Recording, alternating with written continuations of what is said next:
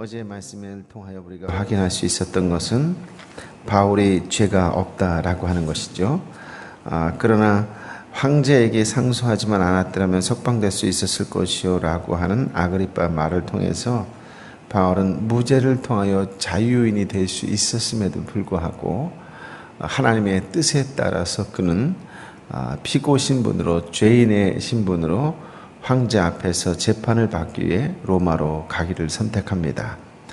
그의 로마에 가는 길은 하나님의 뜻에 따라, 즉 순종의 길이었지만 그 길은 결단코 쉬운 길은 아니었다라고 하는 것입니다. 오히려 험하고 무서운 여정이라고 할 수 있겠지요.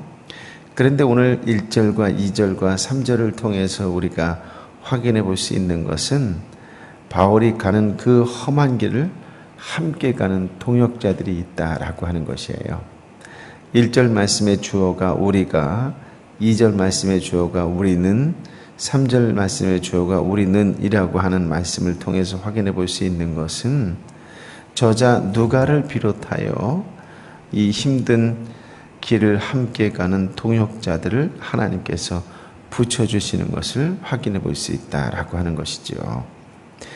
표대를 향하여 사명을 붙잡고 가고 있는 이 바울의 길에 결단코 홀로 가도록 내버려 두지 아니하시고 하나님께서는 동역자를 붙여주신다라고 하는 것에 우리는 초점을 둘 필요가 있겠지요. 이 길은 하나님의 인도하심이다라고 하는 그런 확신일 것입니다. 뿐만 아니라 3절의 말씀을 보면 율리오라고 하는 다른 죄수들과 함께 황제 부대에 소속된 백부장인데요. 이들을 이끌고 가는 백부장인데 그가 바울에게 친절을 베푸는 장면도 나옵니다. 3절의 말씀을 같이 한번 읽어보도록 할까요? 시작. 이튿날 우리는 시돈에 닿았습니다. 율리오는 바울에게 친절을 베풀어 그가 친구들에게 가서 필요한 것을 공급받을 수 있도록 허락해 주었습니다. 우연일까라고 하는 것이에요. 결코 그렇지 않을 것이라고 하는 것이죠.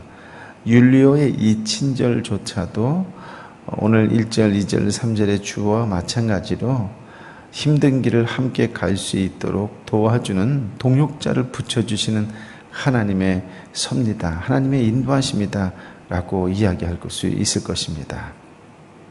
인생이라는 항해에서 가장 중요한 것이 무엇일까 라고 묻는다면 첫 번째는 하나님의 인도, 예수 그리스도를 만남을 통한 인도를 받는 것일 겁니다.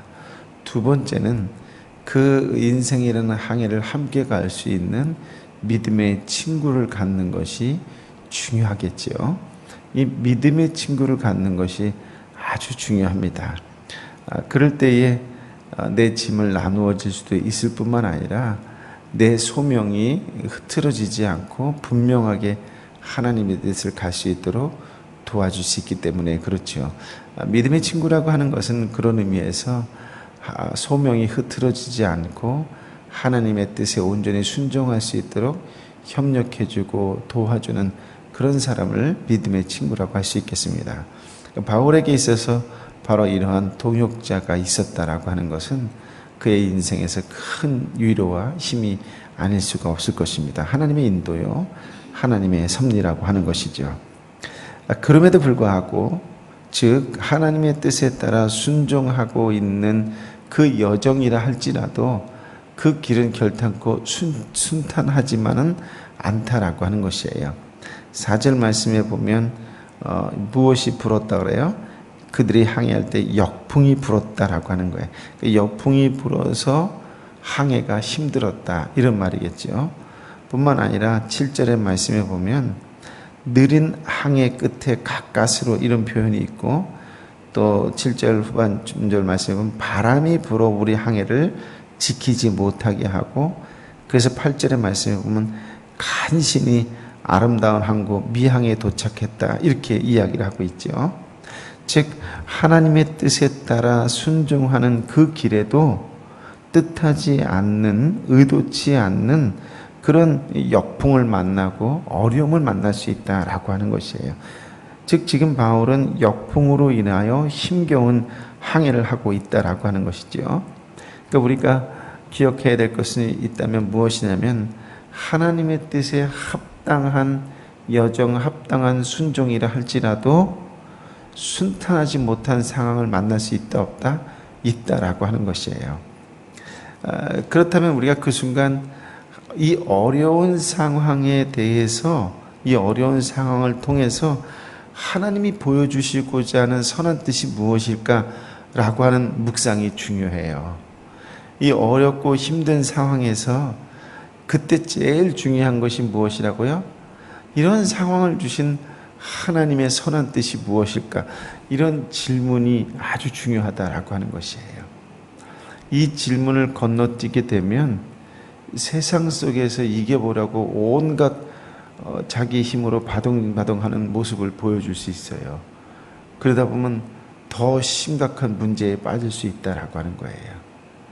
오늘 주시는 이 말씀을 통해서 우리가 분명히 알아야 되는 것은 이 상황이 좋고 나쁜 것을 가지고서 하나님의 뜻이 있다 없다 이렇게 판단해서는 된다 안 된다? 안 된다라고 하는 거예요. 이 사람들은 이 순탄하게 잘 되면 하나님의 뜻이요 하나님의 은혜라고 이야기하고, 또 생각하지 않은 어려움이 발생하고 힘든 상황이 닥치면은 이거는 하나님의 뜻이 아니다 이렇게 생각하면 된다 안 된다? 안 된다라고 하는 거예요. 응? 이게 중요해요. 바울은 자유인의 신분으로 살아갈 수 있는 기회가 주어졌지만 예수님의 명령에 따라서 하나님의 뜻에 순종하는 그 길을 갔어요. 그러면 그 길이 시온의 들어처럼 쫙 열려야 될 것이라고 생각했지만 그렇지 않았다는 거죠. 그렇지 않은 이러한 상황 속에서도 제일 중요한 것이 무엇이다?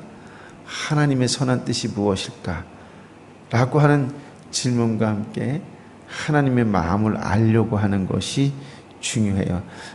이 마음이 있어야 하나님이 그 다음에 무엇을 주실까요? 지혜를 부어주시는 거예요. 지혜를. 응? 이것이 중요해요. 어려운 일이 닥쳤을 때에도 하나님의 뜻이 무엇일까? 이 질문을 해야만 하나님께서 지혜를 주셔서 하나님의 방법으로 해결하시는 길을 열어주세요.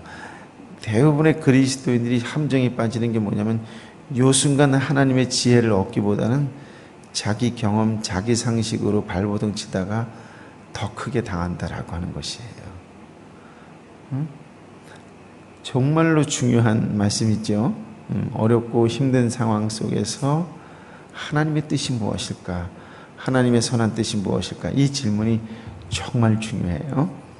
그러므로 더 크게 본다면 좋든 나쁘든 그걸 가지고 하나님의 뜻이 있다 없다 이렇게 판단하면 된다 안 된다?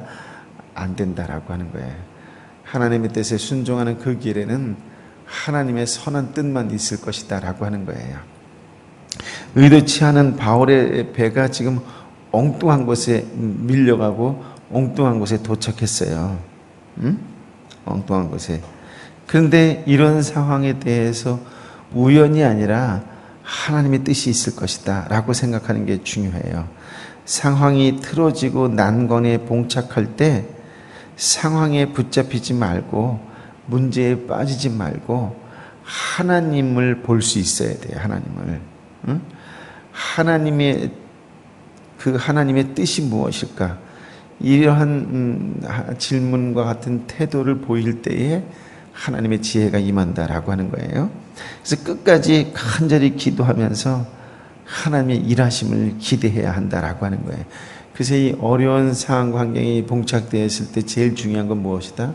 첫 번째 우리의 태도예요. 태도. 즉 하나님이 이 어려운 상황을 주신 이유가 무엇일까라고 하는 질문과 함께 끝까지 하나님만을 신뢰하며 붙잡고 나아갈 수 있어야 돼요. 세상 사람들은 어렵고 힘들고 상황을 해결하기 어려운 것이 봉착하게 되면 어떻게 해요? 근심하고 걱정하고 때로는 어떤 사람은 화가를 내는 사람이 있고 그래서 막 어떻게 해보려고 발버둥 치려고 동서남북으로 막 허둥지둥 뛰잖아요. 근데 그리스도인조차 그 세상 믿지 않는 사람들과 똑같은 태도를 보이고 있다면 그건 예수를 헛믿는 거예요. 예수를 의지하지 않는 거예요. 예수를 신뢰하지 않는 거예요. 그런 상황에서 정말이지 하나님의 뜻이 있을 거야 라고 끝까지 신뢰하면서 평안할 수 있어야 돼요. 이게 신앙인이에요. 그러니까 믿는 자와 믿지 않는 차이가 어디에 있어요? 근심과 걱정하며 허둥지둥하고 있는가? 그럼에도 불구하고 하나님을 신뢰하고 평안한가? 여기에 그리스도인과 넌 그리스도인의 차이점이 여기에 있는 거예요. 응? 믿음은 어디에 어때 드러나겠어요? 이 어려운 일에 봉착했을 때 드러나는 거예요. 9절의 말씀을 같이 읽어볼까요? 시작. 많은 시간이 소모되고 금식하는 절기도 지났기 때문에 항해가 위험해졌습니다. 그래서 바울이 사람들에게 충고했습니다. 이 어렵고 힘들고 의도치 않은 상황 속에 빠졌을 때에 그때의 진가는 뭐냐면 그리스도인의 삶의 모습이 나오는 것이다 라고 하는 거예요. 이때 바울이 굳이 나설 필요가 있어요? 없어요? 없지요. 죄인인 신분인 주제에 어딜 나서겠어요. 왜냐하면 자기 위에 백부장도 있고 그 배를 운행하는 선장도 있고 또 선장과 들고 선원들도 있고 또 배의 주인인 선주도 있고 라고 한다면 바울보다 더 급한 사람들이 누구였어요? 이 배와 관련된 사람들 아니겠어요? 그러니까 바울은 가만히 있으면 되는데 세상 돌아가는 것을 볼 때에 그의 하나님께서 주신 영적 지혜가 있는 사람으로서 영적 지도자로서 한마디 하는 거다라고 하는 거예요. 이 바울의 예언자적 능력과 더불어서 세상을 올바르게 이끌어야 할 영적 지도자의 태도, 모습이 나오는 거죠. 그의 예언이 뭐예요? 10절 말씀입니다. 같이 읽어볼까요? 시작. 여러분, 내가 보니 우리가 이렇게 계속 항해하다가는 재난에 빠지고 배와 짐이 큰 손실을 입을 뿐 아니라 우리 목숨도 위태로워질 것입니다. 그러니까 만약 이 말을 믿음의 사람들이라고 하면 받아들였을 거예요. 응? 그런데 11절에 뭐라 해요? 그러나 백부장은 이렇게 이야기를 해요.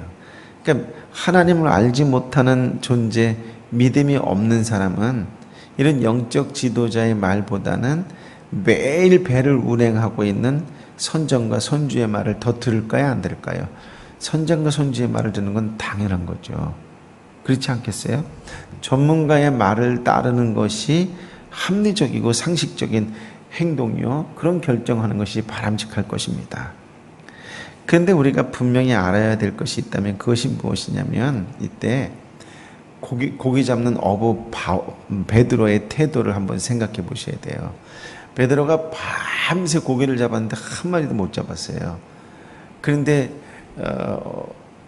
예수님께서 떡하니 나타나셔서 깊은 곳에 그물을 던져라 뭐 이렇게 말씀하셨단 말이에요. 그러면 평생 고기를 잡았던 어부 베드로는 이 말을 들어야 될까요? 안 들어야 될까요? 안 듣겠죠. 왜냐하면 예수님 말씀하신 곳에는 고기가 있을 리가 없거든요. 근데 베드로가 뭐라 그래요? 말씀에 의지하여 그 말에 순종했을 때 어떤 일이 일어나요? 기적이 일어나는 거예요. 그러니까 세상적인 상식과 세상적인 전문가의 말이 합리적이고 그 말을 들어야 되는 것이 모든 사람의 공통적인 의견이다 할지라도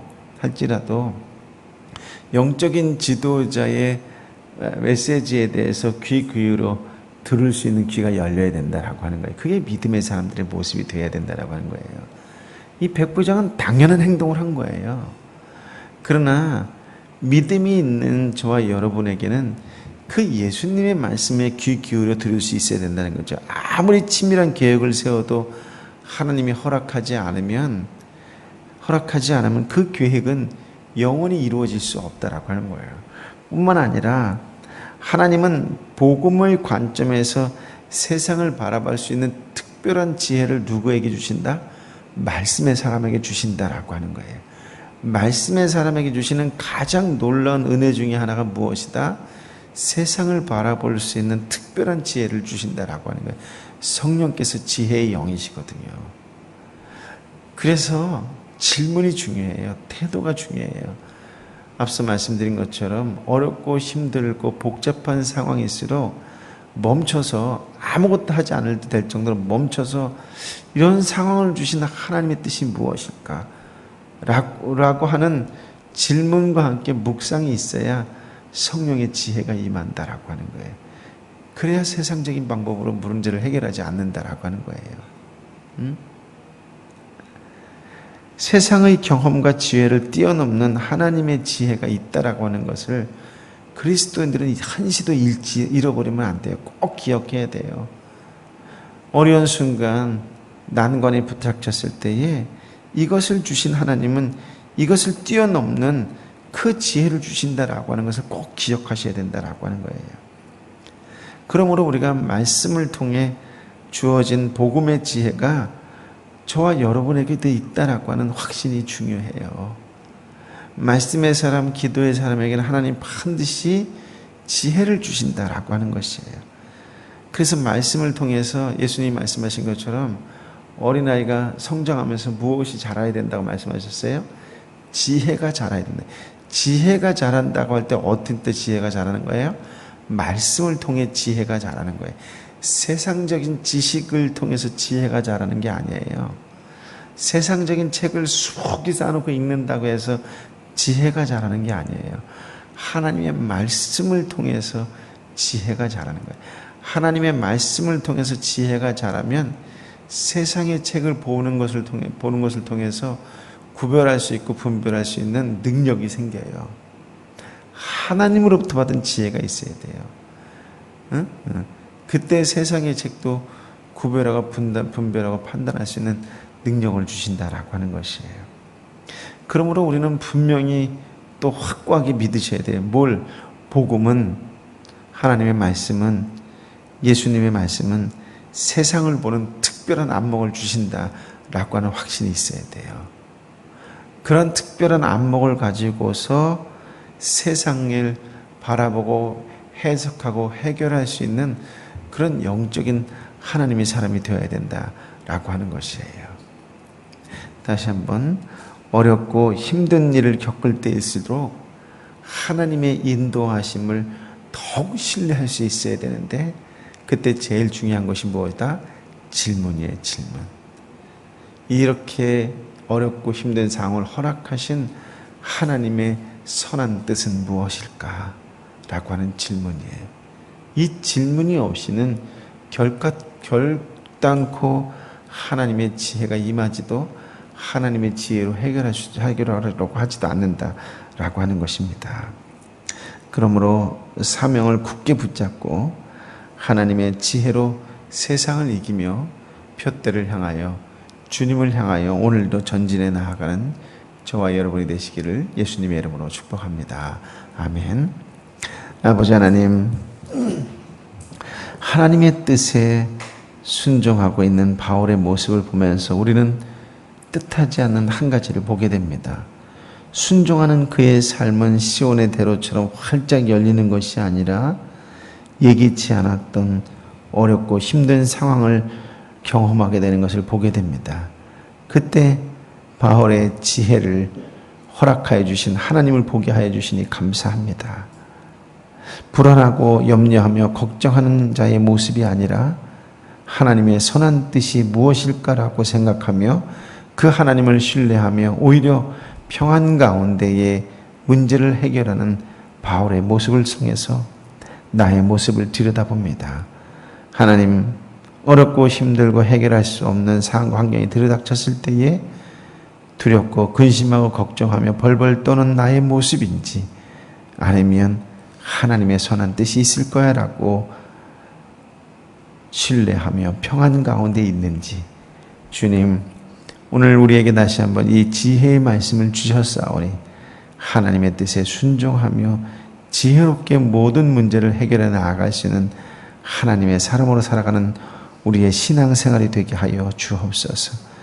상황이 틀어지고 난관에 봉착하는 상황에 붙잡힌다 할지라도 끝까지 하나님만을 신뢰하며 하나님을 바라보면 그런 믿음의 사람들 되게 하여 주옵소서.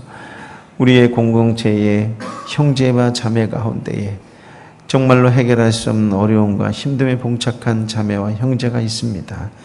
주여, 긍휼히 여겨주시고 성령의 지혜를 부어 주옵소서.